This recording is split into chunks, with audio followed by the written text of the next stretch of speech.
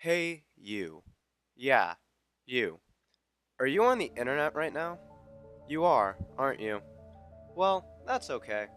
The internet is a pretty safe place, and tons of people use it on a daily basis. But, did you know about some of the dangers there are from being here? Do you know what they know about you? No? Well, stick with me. It's best to be well informed anyway.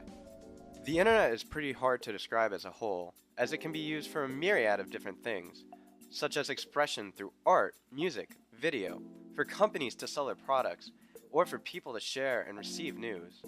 All of this being said, one of the biggest things that incentivizes these purchases, as cynical as it is money.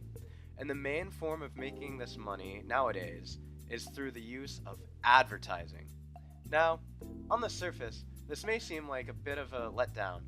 Advertising has been used for over a century in various forms to support similar ventures. What makes the internet so different? Well, there are a few reasons, and by pointing out just a couple of them, I hope you'll come to see some of the more hidden issues with the current model. The first reason advertising on the internet is so different from older forms of advertising is the sheer amount of information that is passed around on the internet, and the incentive that companies have to collect and organize that data. In doing this, these companies gain the ability to know the end user through every tweet, every comment, and every like on a YouTube video.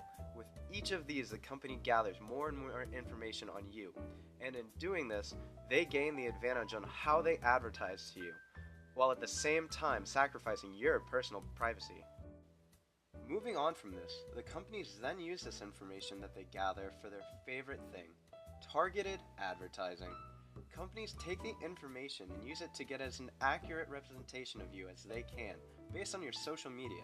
And with this representation of you, they know which advertisements you're most likely to be susceptible to, and which products they can make you buy.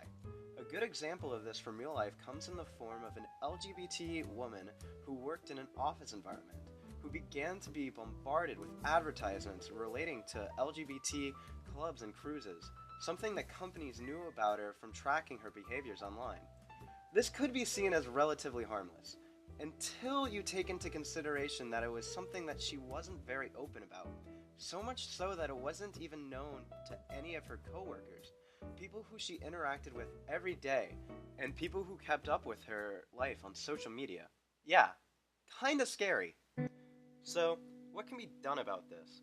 Regulation on the internet is a slippery slope, because all in all, the beauty of the internet is the freedom that it provides, as both a creative outlet and as a way for businesses to survive and thrive. Noting this, transparency is important. Knowing what happens to your data up front would at the very least give consumers a choice as to whether or not they use these services based on this information.